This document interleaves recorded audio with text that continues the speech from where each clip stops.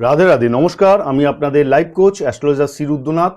আজকে যে বিষয় নিয়ে আপনাদের সকলের সামনে এসেছি, 2026 সাল নতুন বছরে জানুয়ারি মাসে মেষ রাশির জাতক জাতিকার জীবনে কি পরিবর্তন আসতে পারে নবগ্রহের ফলে, নবগ্রহের গোচর পরিবর্তনে, তাদের জীবনে হেলথ, ওয়েলথ, রিলেশন, এই সমস্ত জায়গা থেকে আমি ইন ডিটেল আলোচনা করব। অর্থাৎ মেষ রাশির 2026 সালে জানুয়ারি মাস কেমন যাবে, মান্থলি গণনা নিয়ে আপনাদের সকলের সামনে এসেছি। তাই এই ভিডিও স্কিপ না করে পুরো ভিডিও মন দিয়ে শুনুন। যারা এই চ্যানেল নতুন আছেন তাদের আমি রিকোয়েস্ট করব অবশ্যই তারা সাবস্ক্রাইব করুন। অন্তিমে আমার আলোচনা ভালো লাগলে লাইক এবং শেয়ার করতে ভুলবেন না। প্রতি বছরের মতো এবছরও আপনাদের ক্ষেত্রে গুড নিউজ। যারা আমার সাথে ফ্রিতে কনসালটেন্সি করতে চাইছেন তাদের উদ্দেশ্যেই বলবো, এই ভিডিও স্কিপ না করে পুরো ভিডিও দেখুন, লাইক করুন, সাবস্ক্রাইব করুন এবং কমেন্ট করে জানান এই ভিডিও আপনাদের কেমন লাগলো, এবং সেই ভিডিওর প্রিন্টশট তুলে স্ক্রিনে দেওয়া নাম্বারে আমাকে হোয়াটসঅ্যাপ করুন। এবং অবশ্যই হোয়াটসঅ্যাপে আপনাকে উল্লেখ করতে হবে আপনাদের জন্ম তারিখ, সময় এবং স্থান এবং নাম। চটপট আমরা ফিরে আসব মূল বিষয়, অর্থাৎ মেষ রাশির 2026 সালে জানুয়ারি মাস, সূর্যের বছরে নতুন বছর, নতুন মাস কি থাকবে আপনাদের জীবনে, নবগ্রহ কি পরিবর্তন নিয়ে আসতে চলেছে সে নিয়ে আজকে আলোচনা করব। প্রথমে আমরা দেখে নেব নবগ্রহের প্লেসমেন্ট আপনাদের কি রয়েছে। মেষ রাশি অর্থাৎ 1 নম্বর রাশি আপনাদের, তৃতীয়ভাবে দেবগুরু বৃহস্পতি অবস্থান, পঞ্চমভাবে কেতুর অবস্থান রয়েছে, নবমভাবে সূর্য, শুক্র, বুধ, মঙ্গল চতুর্গ্রহী যোগ তৈরি করেছে, 11th হাউসে রাহুর অবস্থান রয়েছে, দ্বাদশে শনির অবস্থান রয়েছে। মেষ রাশি অগ্নিতত্ত্বের রাশি, অর্থাৎ ফায়ার এলিমেন্ট বলা হয়ে থাকে। রাশিয়াধিপতি লর্ড মঙ্গল, অর্থাৎ এনার্জি আপনাদের বরাবরই রয়েছে। সেই মঙ্গলের অবস্থান, অর্থাৎ প্রথম আমরা যেটা নিয়ে আলোচনা করব সেটা হলো স্বাস্থ্য কেমন যাবে। এক্ষেত্রে একটা জিনিস বলে রাখি, এই যে আলোচনা এটা লগ্ন রাশি হিসাবেও আপনারা দেখতে পারেন, চন্দ্র রাশি হিসাবেও দেখতে পারেন। প্রথম আমরা যেটা চলে আসবো সেটা হলো স্বাস্থ্য কেমন যাবে, ইমিউনিটি কেমন থাকবে। মঙ্গলের অবস্থান কোথায় রয়েছে? নবমভাবে মঙ্গলের অবস্থান রয়েছে, এবং 16ই জানুয়ারি মঙ্গল নবম ভাব থেকে দশম ভাবে চলে আসবে। মঙ্গল 16 তারিখের আগে পর্যন্ত যেখানে মঙ্গল নবমভাবে অবস্থান করছে সেখানে সূর্য, বুধ, শুক্র এবং মঙ্গল সমভাবে চতুর্গ্রহী যোগ তৈরি করেছে। এরপর 16 তারিখে যখন মঙ্গল এক্সল্টেড অবস্থায় দশমভাবে চলে আসবে, এই সময়টা কিন্তু আপনাদের ক্ষেত্রে খুব ভালো। তার আগের সময়টা একটু খারাপ। কেন বললাম? তার পেছনে একটাই কারণ, আপনারা প্রত্যেকেই জানেন শনির সাড়ে সাথে প্রথম চরণ স্টার্ট হয়েছে, এবং দীর্ঘ সময় শনি দ্বাদশভাবেই অবস্থান করবে আপনাদের রাশি হিসাবে। শনি দ্বাদশভাবে যখন অবস্থান করবে, এই দ্বাদশ ভাব হসপিটালের স্থান বলা হয়ে থাকে, মেডিকেলের স্থান বলা হয়ে থাকে, এক্সপেন্সেসের স্থান বলা হয়ে থাকে। সেখানে শনি অবস্থান করছে, এবং শনির যে দৃষ্টি হয়ে থাকে, শনির দৃষ্টি কিন্তু অশুভ দৃষ্টি, অর্থাৎ শনির দৃষ্টি তৃতীয়, সপ্তম এবং দশম দৃষ্টি হয়ে থাকে। শনির দৃষ্টি কোথায় পড়েছে? দ্বিতীয়ভাবে পড়েছে, ষষ্ঠভাবে পড়েছে এবং নবমভাবে দৃষ্টি পড়েছে, অর্থাৎ মঙ্গলের ওপর শনির দৃষ্টি পড়েছে। এই সময় লক্ষ্য করা যাবে ছোটোখাটো ব্যাধি কিন্তু এই সময় থাকবে। এই সময় যে কোনো রকম পেন বৃদ্ধি পেতে পারে, অর্থাৎ শোল্ডার পেন হতে পারে, ব্যাক পেন হতে পারে, পায়ের কোনো রকম ব্যথা হতে পারে, এই সময় কিন্তু এই বৃদ্ধি পাবে। এছাড়াও গলা রিলেটেড সমস্যা, গলার ইনফেকশন হতে পারে, দাঁতের ইনফেকশন হতে পারে, কারণ শনি মহারাজের ষষ্ঠের দৃষ্টি, এক্ষেত্রে কিন্তু বুধের ওপর দৃষ্টি, অর্থাৎ ইনফেকশন ওরিয়েন্টেড যে কোনো সমস্যা কিন্তু এই সময় লক্ষ্য করা যাবে। এই সময় জ্বর, সর্দি, কাশি, সিজন চেঞ্জ হচ্ছে, ওয়েদার চেঞ্জ হচ্ছে, এই সময় যে কোনো ফিভার কিন্তু আসতে পারে। বিশেষভাবে খেয়াল রাখতে হবে। 16 তারিখের পর যখন মঙ্গল দশমভাবে অবস্থান করবে এবং মঙ্গলের চতুর্থ দৃষ্টি ফার্স্ট হাউসে থাকবে, এই সময় ইমিউনিটি স্ট্রং হবে, অর্থাৎ অতীতের যে পুরনো ব্যাধিগুলো ছিল সেই ব্যাধিগুলো থেকে মুক্তি পাবেন। অর্থাৎ মাসের মিডিল টাইমের থেকে দেহ আপনাদের ঠিকঠাক থাকবে। অতীতে বড় ধরনের ব্যাধি থাকলেও আপনারা এটা লক্ষ্য করে দেখবেন ধীরে ধীরে সেটা সারতে শুরু করছে, কারণ মঙ্গলের পুরো এনার্জি কিন্তু আপনারা পেতে চলেছেন। এই সময় অবশ্যই বলবো 2026 সাল সূর্যের বছর, রাজার বছরে এই সময় সকাল সকাল আপনাদের উঠতে হবে এবং আপনাদের যোগা, প্রাণায়াম, এক্সারসাইজ আপনাকে করতে হবে।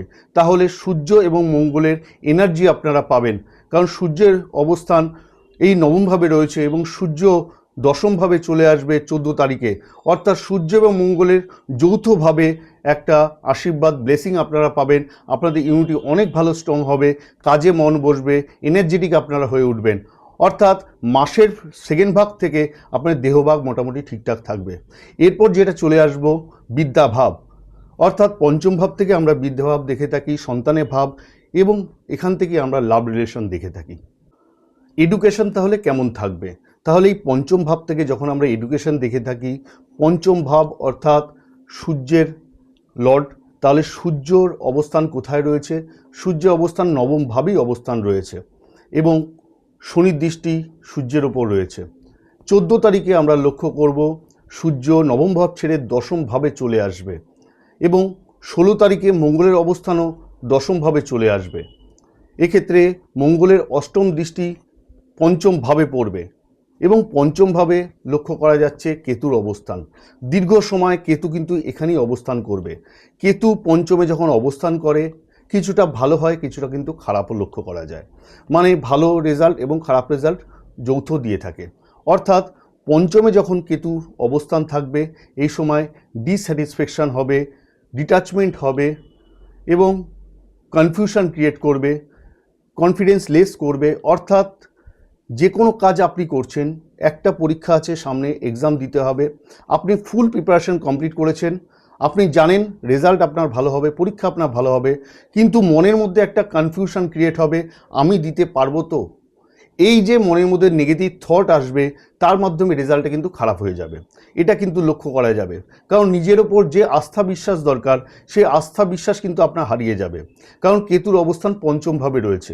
দেবগুরু বৃহস্পতি তৃতীয়ভাবে পরাক্রমভাবে অবস্থান করছে, সেখান থেকে তার দৃষ্টি যখন নবমভাবে থাকবে এই সময় হায়ার এডুকেশন খুব ভালো হবে এবং মঙ্গলের দৃষ্টি যখন পঞ্চমে থাকবে অর্থাৎ অষ্টম দৃষ্টি, এক্ষেত্রে একটি জিনিস লক্ষ্য করা যাবে যে 16 তারিখের পর থেকে মঙ্গল যখন দশমভাবে এক্সল্টেড অবস্থায় তার দৃষ্টি পঞ্চমে থাকবে, যে কোনো কাজ অর্থাৎ এই সময় যদি 16 তারিখের পরে কোনো এক্সাম থাকে এবং কোনো রকম চেঞ্জেস আপনি করতে চাইছেন, সেটা স্কুল চেঞ্জ হতে পারে, কোচিং চেঞ্জ হতে পারে, কোথাও অ্যাডমিশন নিতে চাইছেন, তাহলে আমি ব্যক্তিগতভাবে বলবো অবশ্যই 16 তারিখের পরে সেই কাজ করলে বিশেষভাবে সাফল্য আপনারা পাবেন। কেতুর পঞ্চমভাবে অবস্থান যখন করে তখন ডিপ নলেজ বৃদ্ধি পায়, অর্থাৎ যে জিনিসগুলো আপনার মনের মধ্যে আছে দীর্ঘদিন ধরে আপনি আনসার পাননি, এই পঞ্চমভাবে যখন কেতুর অবস্থান থাকে যে কোনো ব্যাপারে গভীরে জায়গা গিয়ে আপনি কিন্তু রিসার্চ করবেন, আপনি জানার চেষ্টা করবেন, বোঝার চেষ্টা করবেন এবং এই ক্ষেত্রেও হায়ার এডুকেশনও কিন্তু খুব ভালো হবে, কারণ পঞ্চমে কেতুর অবস্থান এবং নবমভাবে দেবগুরু বৃহস্পতির দৃষ্টি। অর্থাৎ এই সময় যদি আপনি উচ্চশিক্ষা নিতে চান, এই সময়টা বিশেষভাবে আমি বলবো খুব ভালো সময়, কারণ সূর্য আপনার দশমভাবে চলে আসছে। সেক্ষেত্রে আরও ভালো, যদি কম্পিটিটিভ এক্সাম থাকে, গভর্নমেন্ট সার্ভিসের জন্য আপনি প্রস্তুতি নিচ্ছেন, সেক্ষেত্রে চান্সেস কিন্তু অনেকটা বেড়ে যাচ্ছে। যদি আপনার এক্সাম থাকে 16 তারিখে পরে, তাহলে কিন্তু বেটার রেজাল্ট আপনারা করতে পারবেন। ওভারঅল দেখতে গেলে এডুকেশনের জায়গা থেকে ভালো হবে।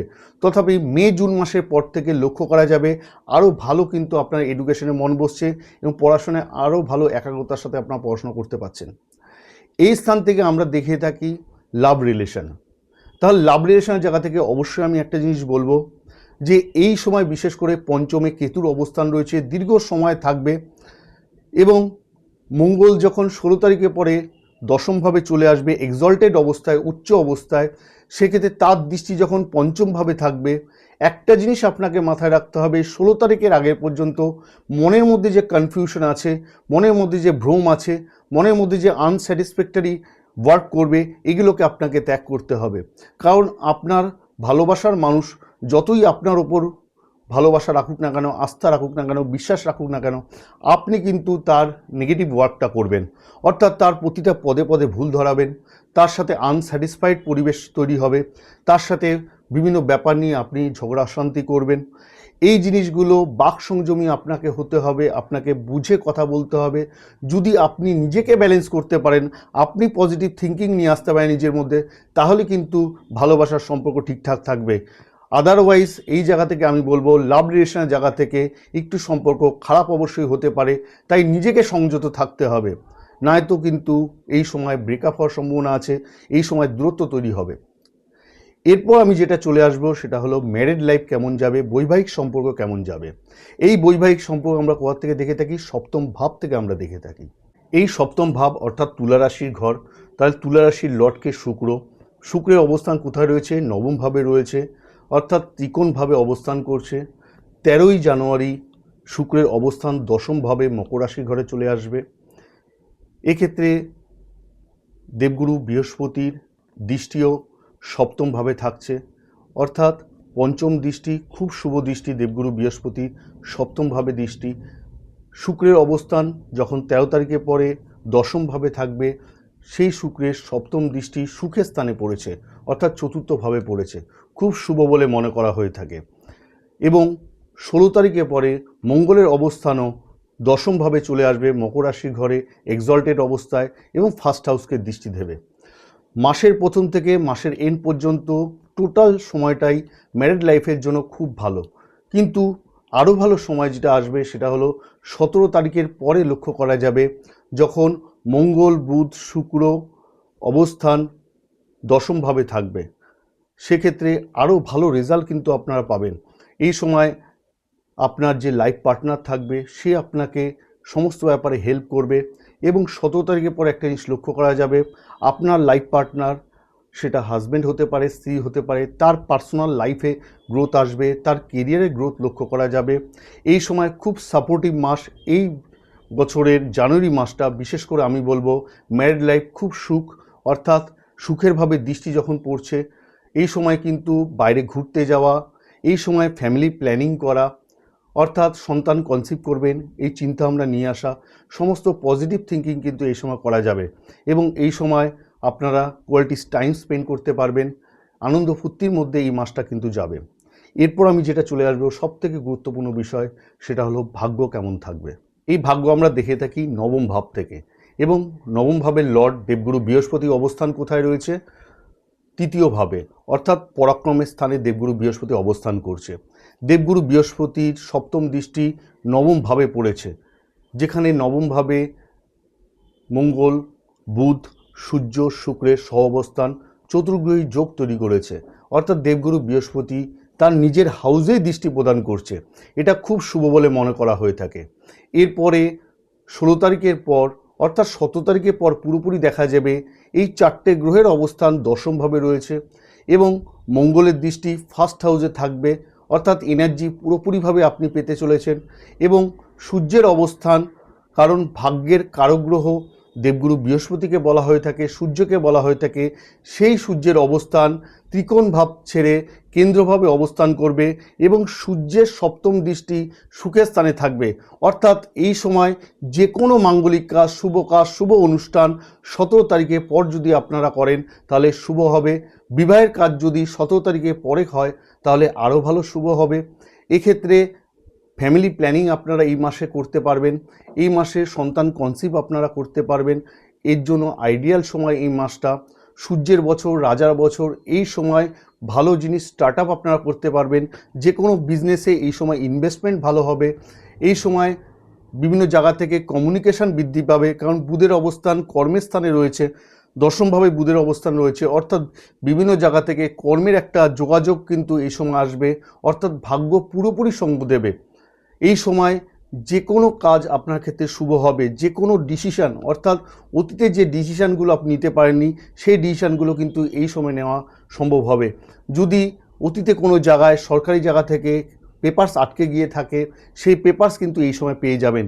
এই সময় শনির দৃষ্টি ষষ্ঠভাবেও থাকবে, অর্থাৎ এই সময় যে কোনো রকমভাবে লোন আপনারা করতে সক্ষম হবেন। আপনার নিজস্ব প্রয়োজনে পার্সোনাল লোন থেকে শুরু করে বিজনেস লোন, হাউস লোন এই সময় ওঠাতে সক্ষম হবেন। এই সময় ইনভেস্টমেন্টও ভালো হবে, অর্থাৎ ভাগ্যের দিক দিয়ে পুরোপুরি এই জানুয়ারি মাসটা আপনাদের পুরো সাপোর্টিভ মাস হবে।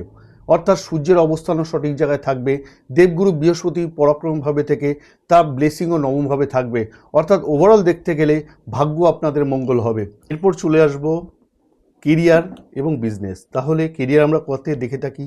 কেরিয়ার এবং বিজনেস আমরা দশম ভাব থেকে দেখে থাকি, অর্থাৎ দশম ভাবের লর্ড শনি মহারাজ। শনি মহারাজের অবস্থান কোথায় রয়েছে? দ্বাদশভাবে অবস্থান রয়েছে।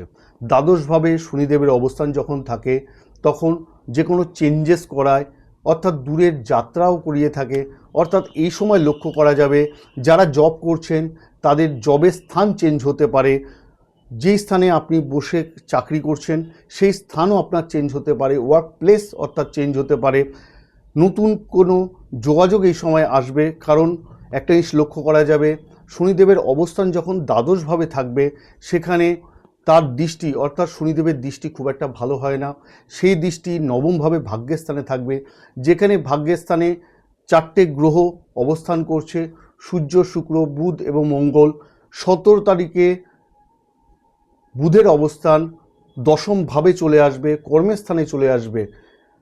কর্মের কারগ্রহ আমরা বুধকে বলে থাকি। সেই বুধ যখন কেন্দ্রভাবে অবস্থান করবে এবং তার দৃষ্টি যখন চতুর্থভাবে থাকবে, প্রপার্টি সংলগ্ন যে কোনো কাজ, যারা রিয়েল এস্টেটে ওয়ার্ক করছেন, প্রপার্টি রিলেটেড যে কোনো কিছু সাপ্লাই করছেন, সেক্ষেত্রে তাদের কর্মে উন্নতি হবে।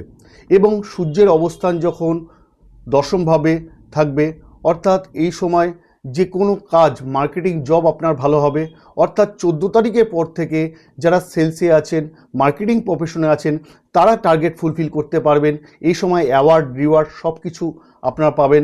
অর্থাৎ 14 তারিখের পরে মার্কেটিং পেশায় যারা যুক্ত আছেন তাদের ক্ষেত্রে ভালো হবে। মঙ্গলের অবস্থানও চেঞ্জ হয়ে দশম স্থানে এক্সল্টেড অবস্থায় আসছে। এক্ষেত্রে মঙ্গলের দৃষ্টি ফার্স্ট হাউসে যখন থাকবে, যারা আইটি সেগমেন্টে যুক্ত আছেন, সফটওয়্যার রিলেটেড কাজ করছেন, তাদের ক্ষেত্রে বিশেষভাবে এই সময় শুভ হবে। এই সময় যে কোনো ক্রিয়েটিভ ওয়ার্ক আপনারা করতে পারবেন। দেবগুরু বৃহস্পতির দৃষ্টি পঞ্চমভাবে থাকছে, সেক্ষেত্রে যে কোনো ক্রিয়েটিভ ওয়ার্ক আপনারা করতে পারবেন, যে কোনো ক্রিয়েটিভ ওয়ার্কে আপনারা সাফল্য অর্জন করবেন। অর্থাৎ এই সময় যে কোনো কিছু চেঞ্জেস, যে কোনো কিছু পরিবর্তন আপনাদের লাইফে হবে। যারা জবের জন্য ট্রাই করছেন, এই সময় বিশেষ করে সূর্যের অবস্থান যখন কেরিয়ারভাবে হবে, দশমভাবে হবে, গভর্নমেন্ট সার্ভিসেরও একটা যোগাযোগ হতে পারে। এক্ষেত্রে অবশ্যই আমি একটা জিনিস বলবো, আপনাদের পার্সোনাল বার্থ চার্টে শনিদেবের অবস্থান কি আছে এটা বিশেষভাবে গুরুত্বপূর্ণ। কারণ শনিদেবের অবস্থান যদি সঠিক থাকে তাহলে আজকের এই যে আলোচনা করছি 100% আপনাদের সকলের ক্ষেত্রে কার্যকরী হবে এবং 90 থেকে 99% আমি মেলানোর চেষ্টা করব। কিন্তু সেক্ষেত্রে শনিদেবের অবস্থান যদি খারাপ হয়ে থাকে, শনির 7.5 প্রথম চরণ স্টার্ট হয়েছে, তাহলে কিন্তু দ্বাদশভাবে শনির অবস্থান এবং শনিদেবের দৃষ্টি তৃতীয়, সপ্তম এবং দশম দৃষ্টি, সেক্ষেত্রে কিন্তু কর্মস্থলে আপনাদের বিব্রত করবে। জব থাকলেও জব চলে যাওয়ার সম্ভাবনা থাকবে, বিজনেস করলেও সেখানে কিন্তু বিজনেস একটা ঘাটতি হবে। অর্থাৎ যে ইনভেস্টমেন্টটা আপনি করবেন সেই ইনভেস্টমেন্টটা রং ইনভেস্টমেন্ট হবে, অর্থাৎ সেটা কিন্তু ক্ষতি আপনার হবে। অর্থাৎ ডিপেন্ড করছে আপনার পার্সোনাল বার্থ চার্টে শনি মহারাজের অবস্থান এবং দেবগুরু বৃহস্পতির অবস্থান কোন জায়গায় রয়েছে। যারা আমার সাথে কনসাল্ট করতে চাইছেন অবশ্যই স্ক্রিনে দেওয়া নাম্বারে আমার সাথে যোগাযোগ করবেন। এই সময় অবশ্যই ওভারঅল যদি দেখা যায় শনিদেবের অবস্থান যদি আপনাদের জন্মছকে ঠিকঠাক থাকে তাহলে কর্মের কিন্তু সাংঘাতিকভাবে উন্নতি হবে। সূর্যের অবস্থান, সূর্যের বছর 2026 সাল, কারণ 2026 সালকে টোটাল সামেশন যদি করা হয় তাহলে এক বেরোবে, এক অর্থাৎ সূর্যের বছর, রাজার বছর। এই সময় যে কোনো বিজনেস জানুয়ারি মাসে স্টার্ট আপ করতে পারেন, সমস্ত বিজনেসের ক্ষেত্রে খুব শুভ হবে।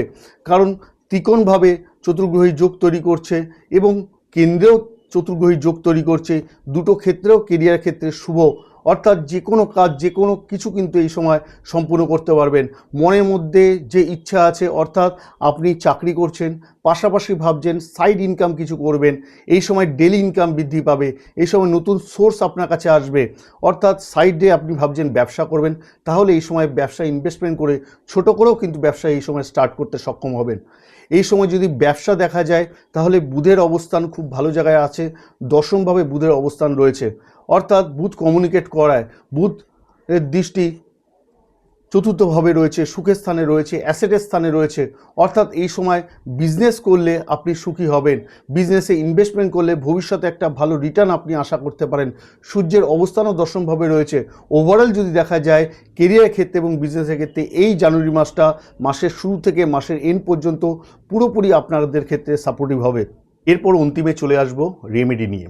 রেমেডি বলার আগে আবার আমি রিমাইন্ড করে দিতে চাইছি আপনাদের সকলকে, যারা আমার সাথে ফ্রিতে কনসাল্ট করতে চাইছেন অবশ্যই স্কিপ না করে পুরো ভিডিও দেখুন, সাবস্ক্রাইব করুন, লাইক করুন এবং পুরো ভিডিও দেখার পর আপনি কমেন্ট করে জানান আপনার কেমন লাগলো এবং সেই কমেন্টের প্রিন্টশট স্ক্রিনে দেওয়া নাম্বারে আমাকে হোয়াটসঅ্যাপ করুন এবং যে হোয়াটসঅ্যাপ করবেন সেখানে অবশ্যই আপনার উল্লেখ করবেন আপনার ডেট অফ বার্থ এবং জন্মস্থান, অবশ্যই সময় উল্লেখ আপনাকে করতে হবে।